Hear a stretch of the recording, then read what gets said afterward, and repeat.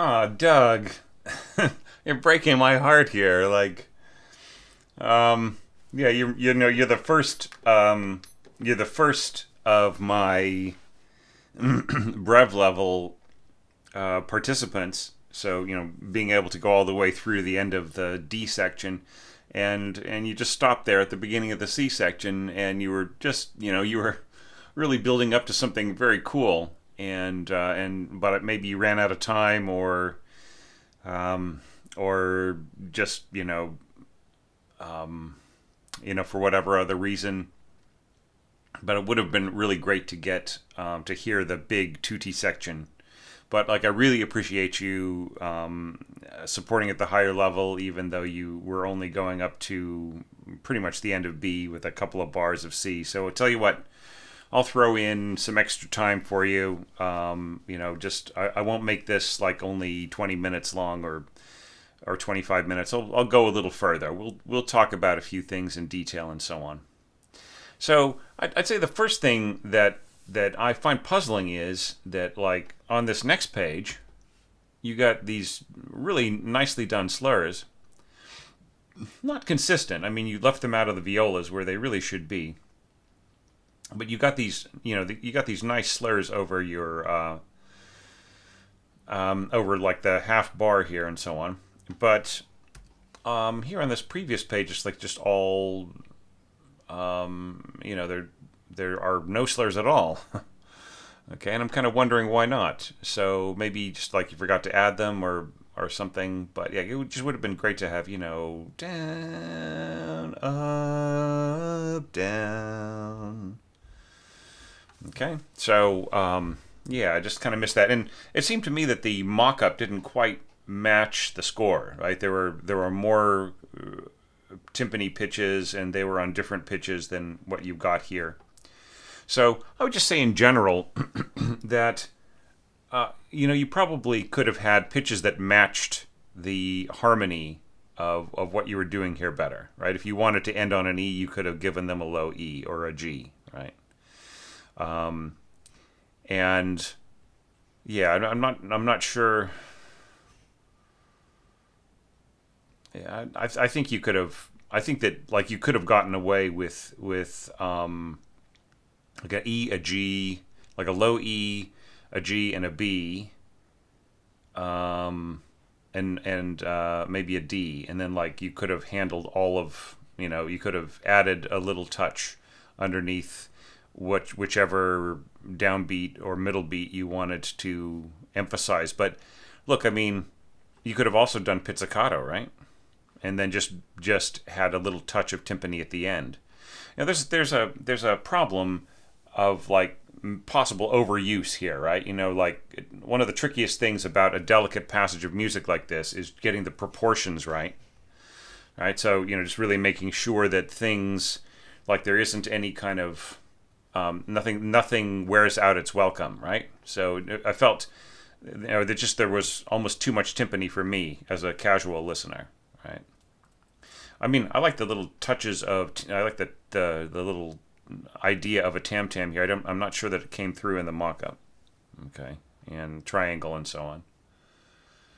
So yeah, maybe you sent me a mock-up of an earlier draft or something, or maybe you made a later draft and you sent me the mock-up for that, but the score for an earlier draft. So such are the perils of today's scoring.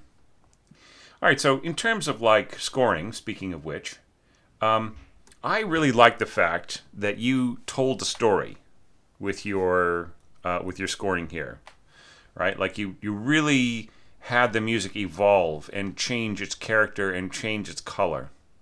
I mean, it's not a big evolution, but it is something, right? It's like, I mean, you're starting here just with your violins and violas, and by the way, there's absolutely zero reason why the lower line here couldn't have been played by the seconds, right? It could have been firsts on top, seconds in the middle, and then divisi violas on the bottom. And look, if you're going to have the same exact rhythmic values in a really, really long series of intervals, then just score them all as single voice, right? It's just first voice, right?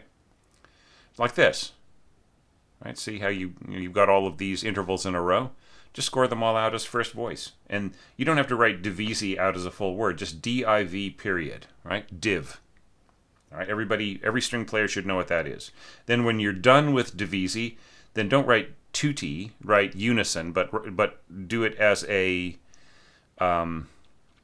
abbreviation, UNIS period. All right? So yeah, so tutti would be more if, say, you had like a solo first violin on top and then, all the rest of the instruments below, glialtri, right? If you had the rest of the rest of the group below, then you would say tutti, right? So they're all together now. And by the way, this is improper engraving. You would still want to finish, like, I would say the way that you should finish this bar would be to have both voices, right? If you were going to do it that way. And then say unis over this note here, right? But I mean, look, the way that you've got it scored here, like with these octaves here eventually happening in the first and second violins, why is it first violin only here, right? Were you thinking, well, maybe that's like a more delicate sound? It isn't, right? It makes no difference whether you have divisi. It's like you're thinking divisi will make, since it's half the violins, it will be half as loud. It's not exactly right. It might be half as rich, but not necessarily half as loud, right? So I think you're missing out on the richness and beauty, and also on the smoothness, right? Like this is if you look at the piano score, it's like it really implied that this is beautiful and smooth, and it's like oil flowing over glass, right? So that's all the more reason for there to be slurs. Just down, up, down, up, down, up. And then here, I would make these as separate notes, just so you get the emphasis of the rhythm. Da, da, da. But, down, up, and then like slurred down to this, right? And then, where's the dotted rhythm on the second voice here? Up, down, right? Up, down, and so on.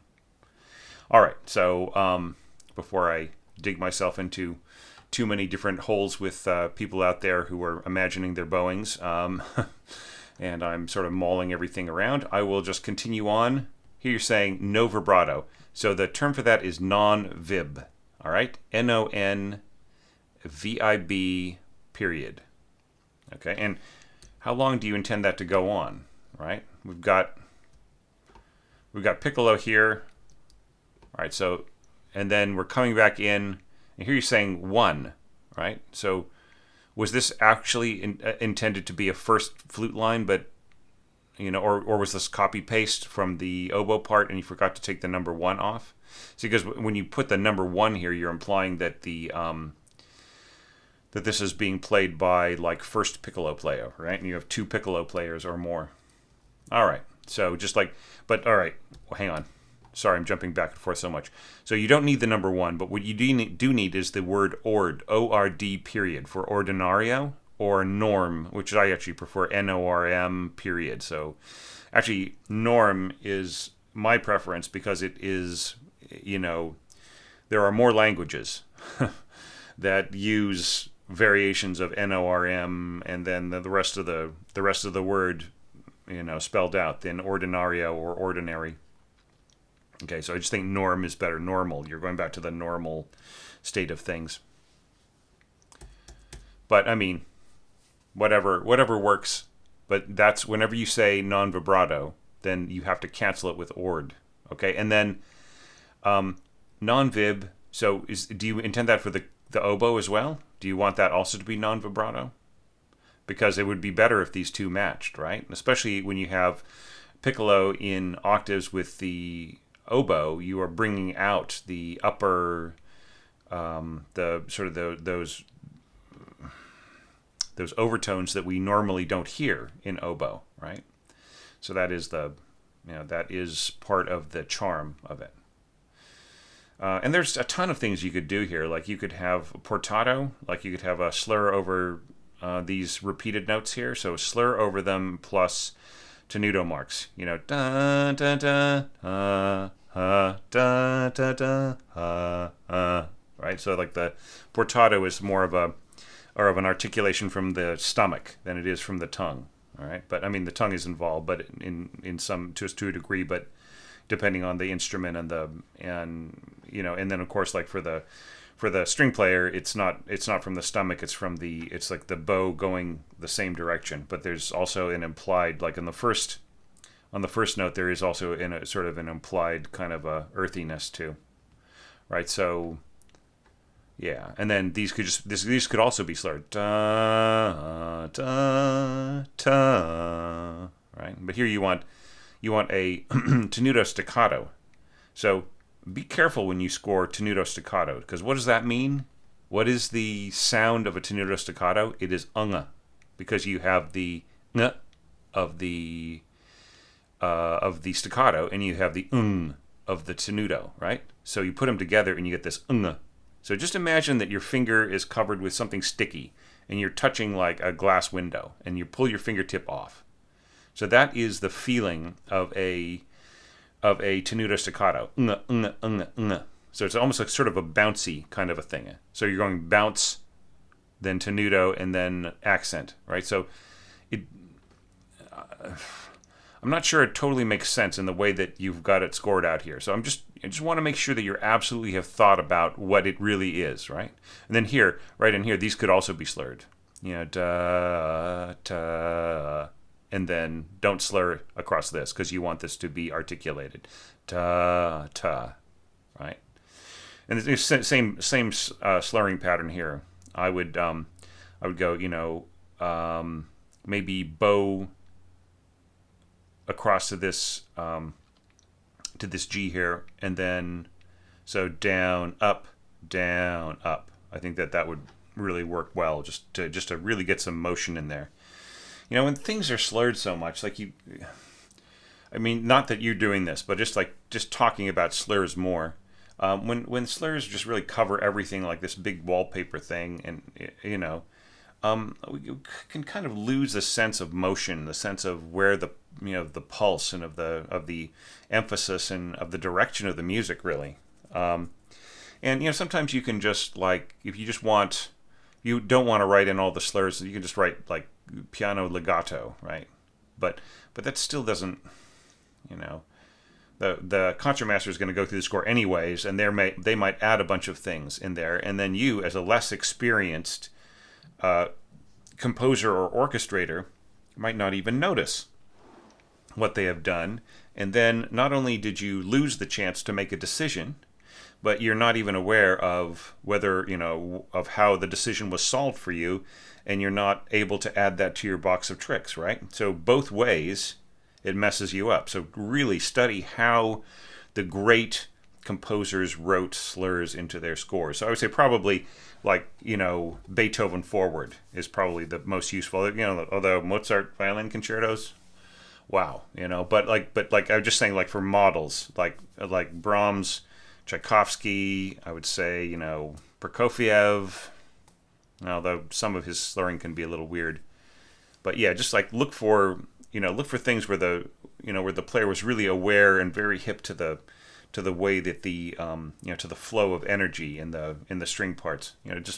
I don't know, like individual parts, like Brahms's orchestration is sometimes criticized for being a bit clunky and heavy-handed, but the individual parts that make up the orchestration are incredible, and they often are used as models of how to do something in an orchestration lesson. And I am one of those teachers as well. I found so many useful things. I mean, he really knows how to get a great sound out of his strings. Okay. All right, so and then French horns. Yeah. I mean, this is all great. Yep.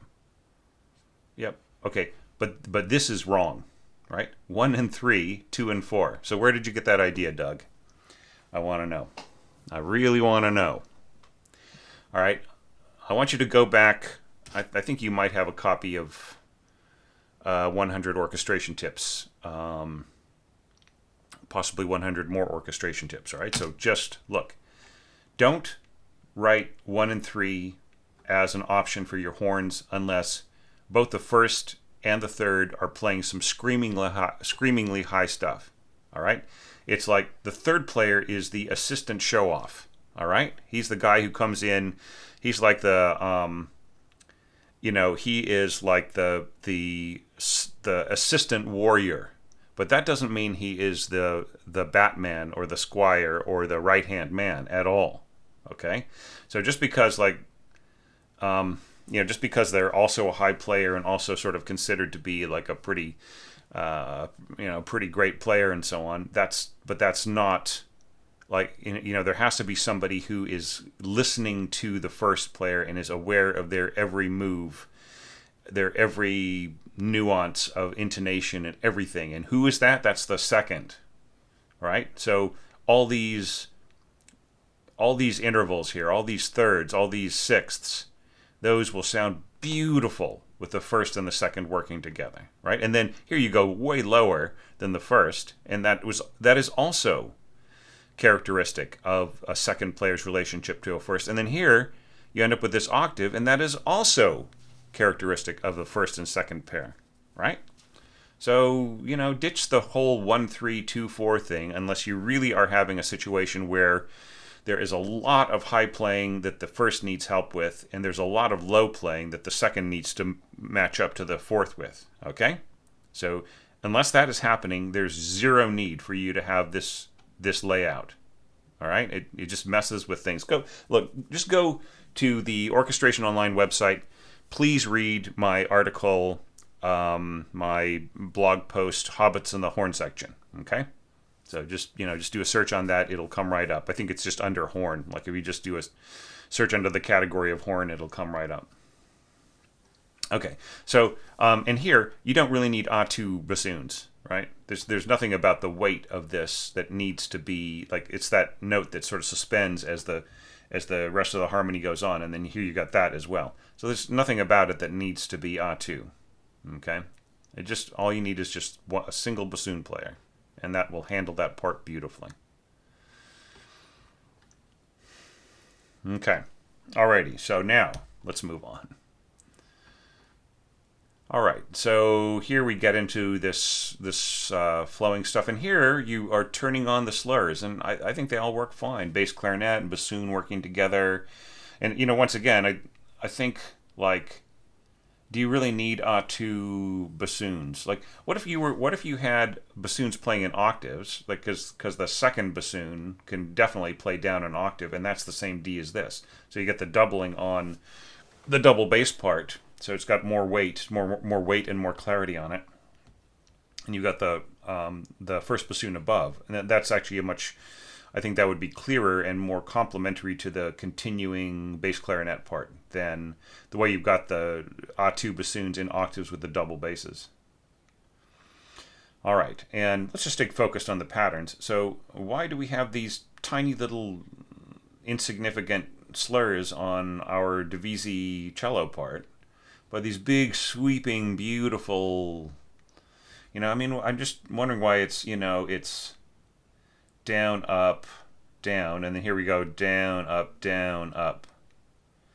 Couldn't it have been just like down, like how about if you had a slur like this? So it would be down, up, and then, or maybe you could slur these three notes and then up bow on this. Although it's actually better to go. It's better, like, in terms of the energy, it's better to go down, up, pushing into the crescendo, and then down, coming out of it, right? So, there's a bunch of different ways of, but, like, the main thing is to get, like, the energy of the bowing across, like, uniform across the section if you can, because it just makes the music flow a little bit better.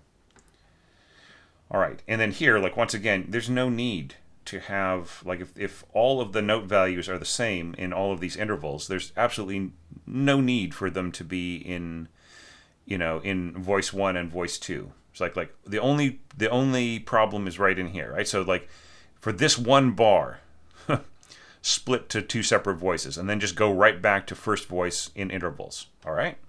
And then that way, like, maybe you won't leave out this tie and so on. Okay.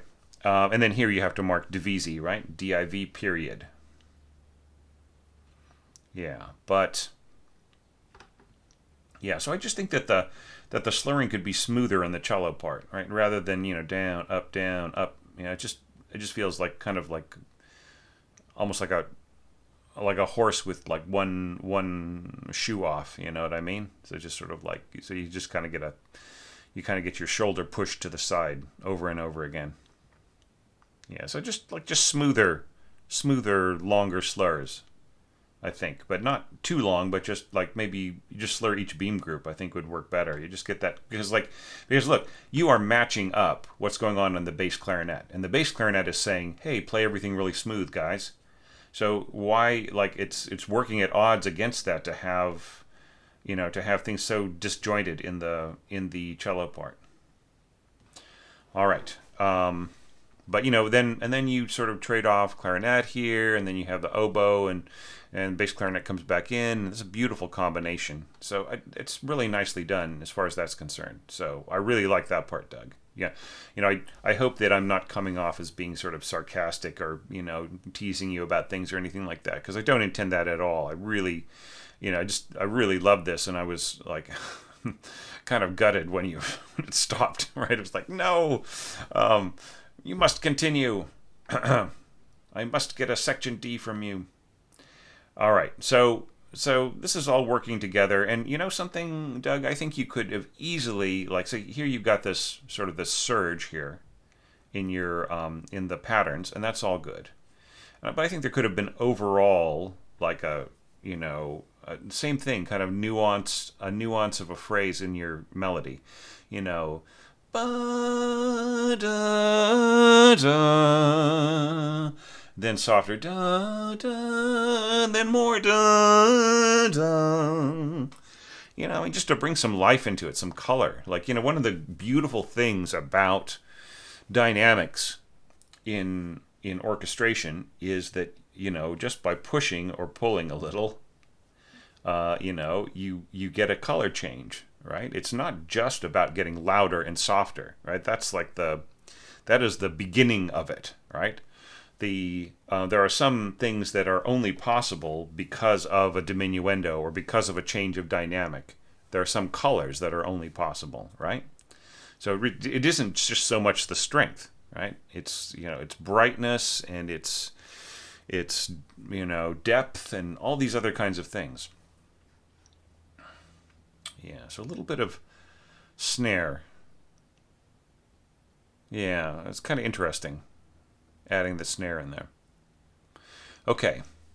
Now, here you got your A2 oboes and flutes coming in.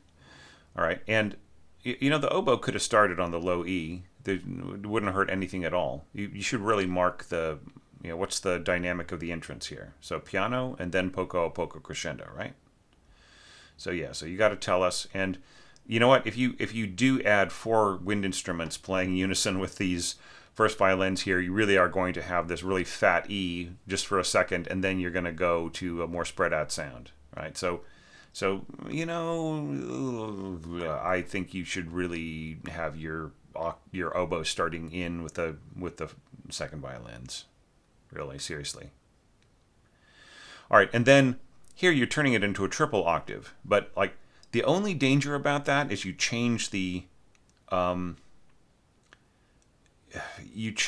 harmony by doing that, right? Like it's the harmony is we're kind of starting off with like a 6 chord, right? It looks like a B minor chord, but it isn't a B minor chord at all, right? It is a D major chord with a B stuck on it, right?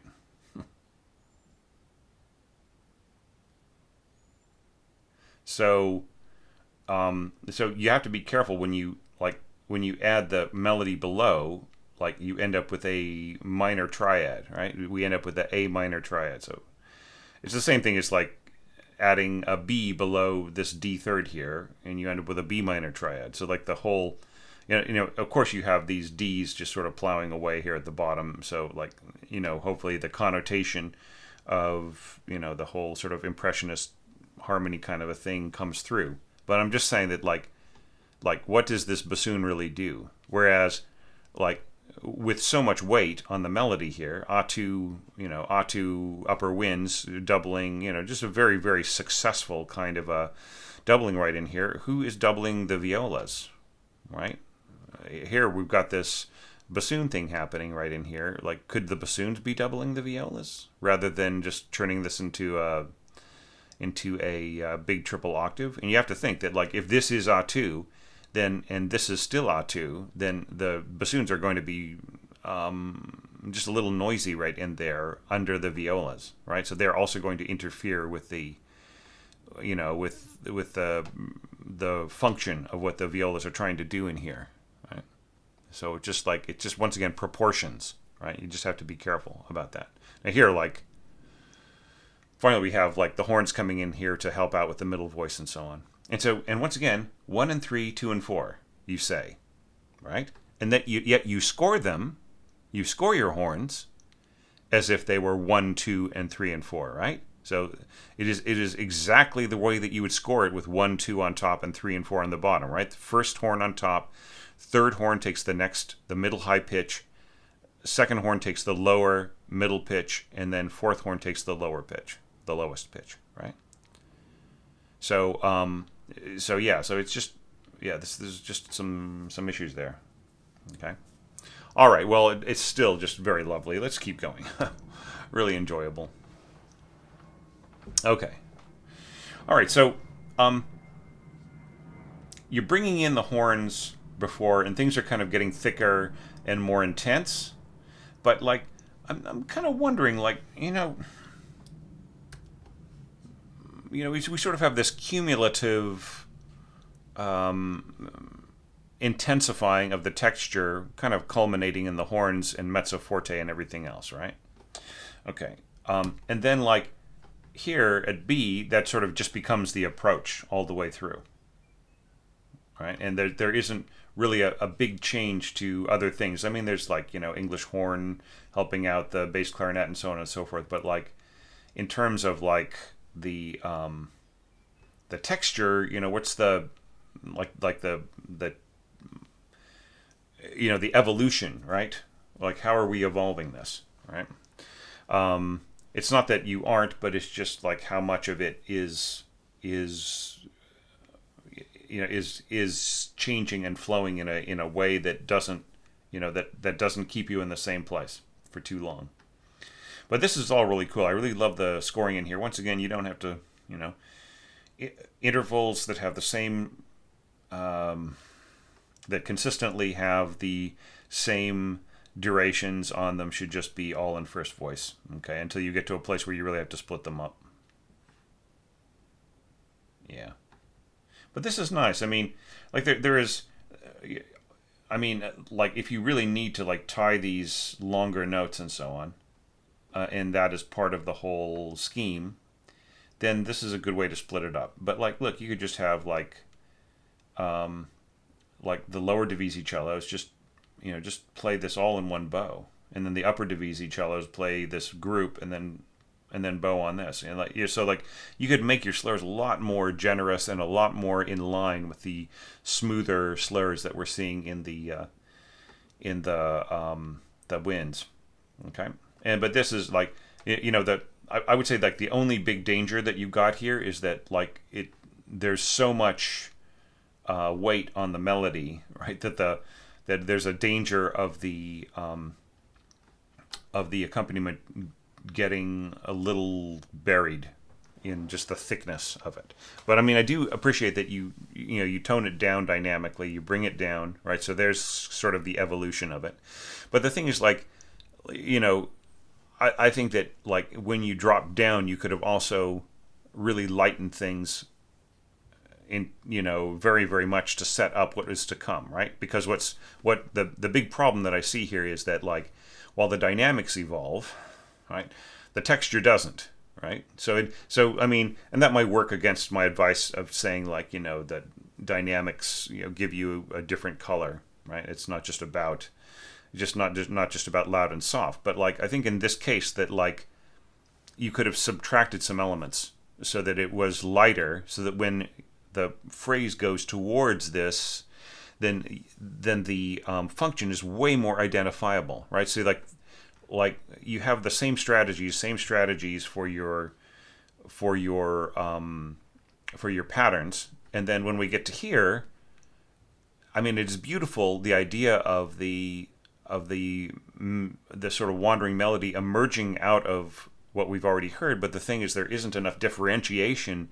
Sort of like when it starts to happen, we're kind of barely aware that this is something separate and new and has a life of its own. It just sort of feels like the pattern's getting higher and by the way, right? So the sense of uniqueness and independence and just kind of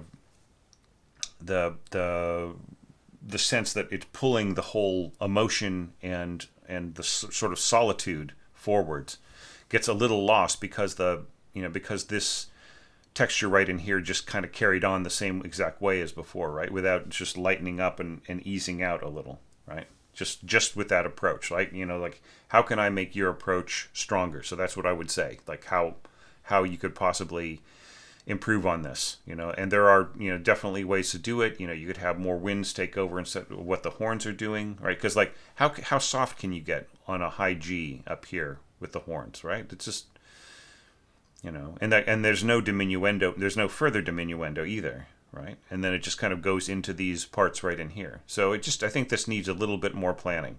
All right, it's just my feeling.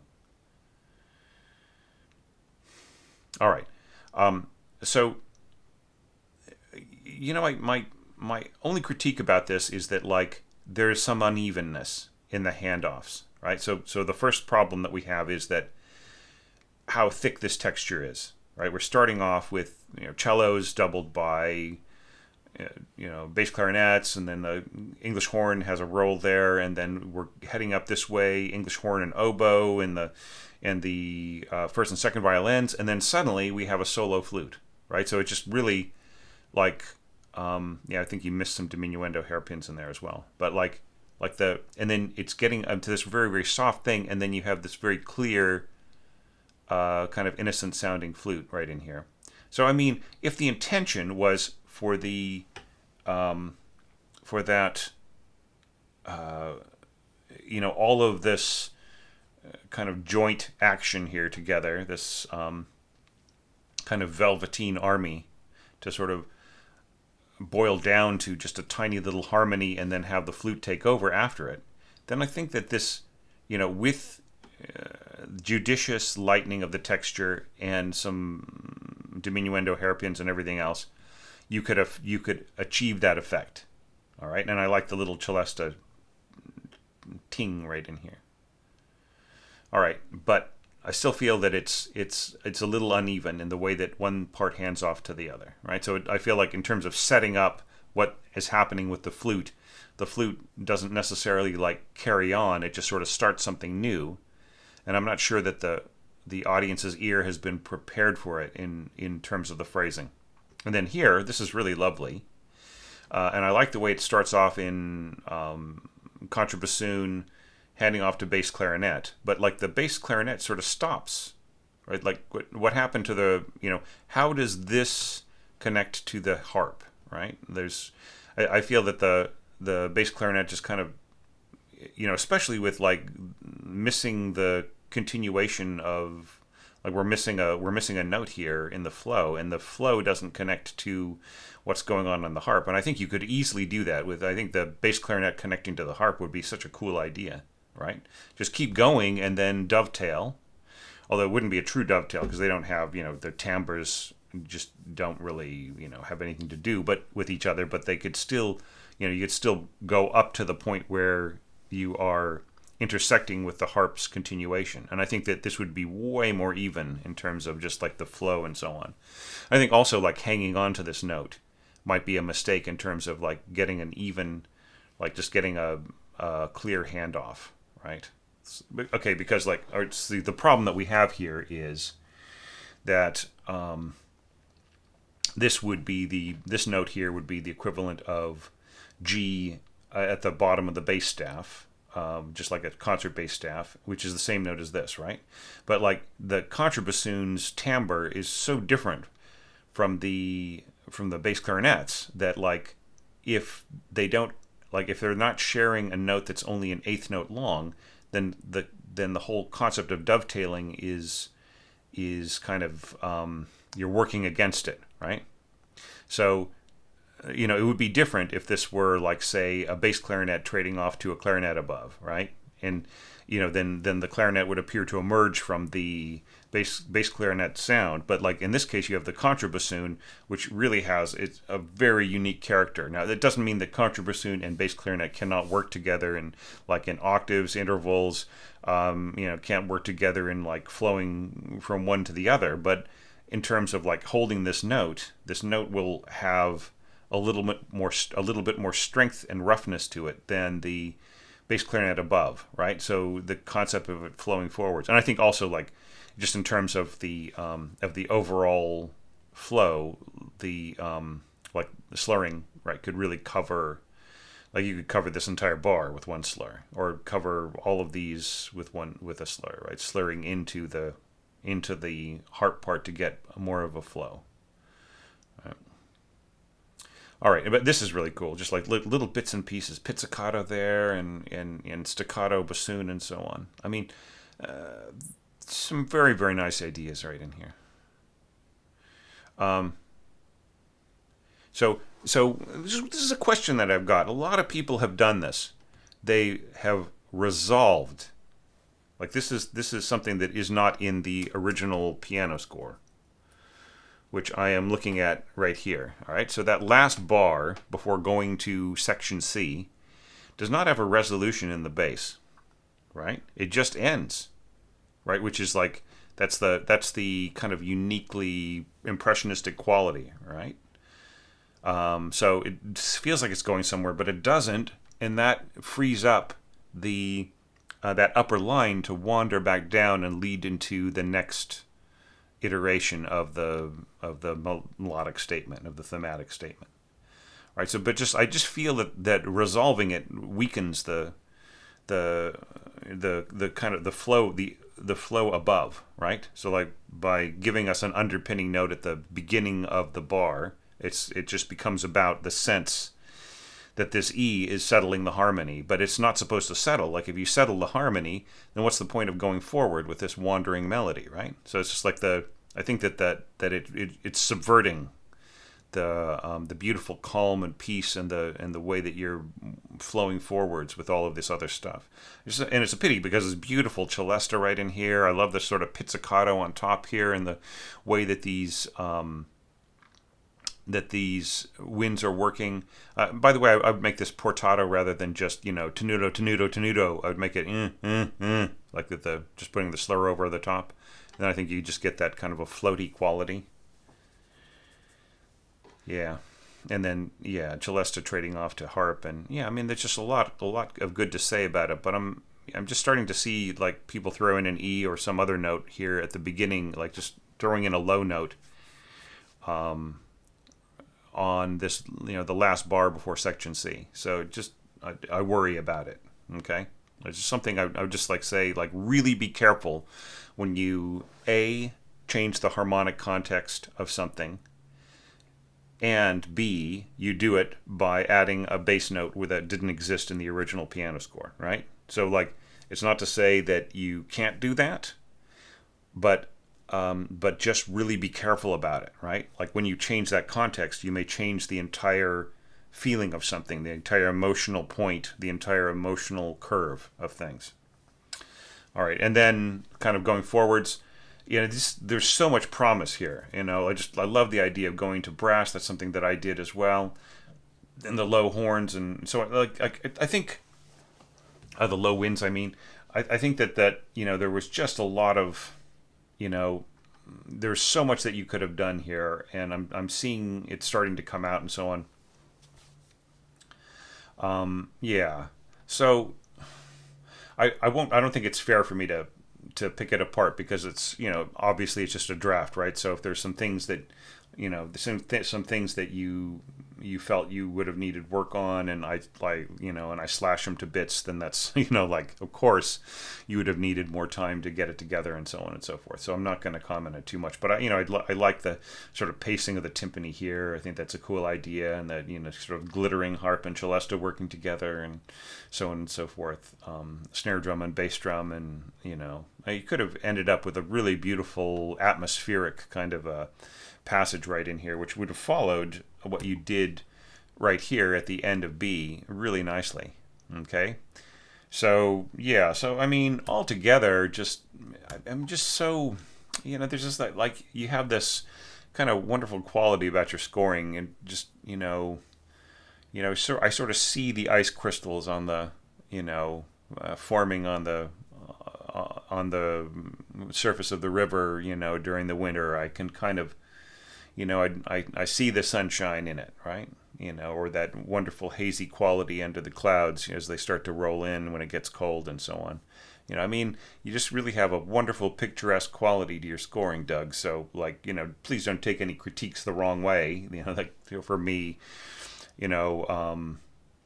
kind of honing my razor on your beautiful piece. That's not it at all. But, like, in order to achieve the aims, the goals that you have in here, I hope that I've helped point you towards a few solutions. All right. So you just, once again, nice score, just wonderful pictorialism, and and sense of phrasing, which I think really could be increased very easily just by the use of some slurs, some more dynamics in certain areas, and so on, that I've already talked about. So anyway, so thank you so much for sharing this with me, and I just really looking at this and thinking about how different the next challenge is going to be, and the one after that. It would be so interesting to see what you do with them. So please think about that. Set aside some time next summer if you have it. And thanks so much for supporting the challenge on Patreon, and like on all of the supporters over there. It really means a lot. Like, the ability to do this, it just really is a blessing. And there are times when I feel like, oh man, I can't do anything more today, and I sit down and I do a couple of evaluations, and I just get all this energy back, and I just feel so positive about what people are putting into their craft and their art, and that's just really a gift to me. So thank you for that so much, everybody, and for helping me set aside the time so that I can do it. And for all you website subscribers out there, I feel no differently towards you in terms of gratitude. I just really appreciate you being a part of the community, and being more committed about it, and sending me such cool entries to evaluate. So thanks, everybody. So you know what to do. You've made it this far. Leave a comment for Doug under the video here. Would really be appreciated by me and him and everybody else out there who can learn things from your comments, even if they aren't the person whose video is being evaluated or whose entry is being evaluated. All right, it all really helps, and it gets the conversation going, and it makes connections in the community, which have gone on to real life. I've seen people really connect in friendship and in their careers, just because they originally came to know each other because of these orchestration challenges. So that's another thing for me to feel really good about. So thanks, everybody. Thank you, Doug. And now on to the next evaluation.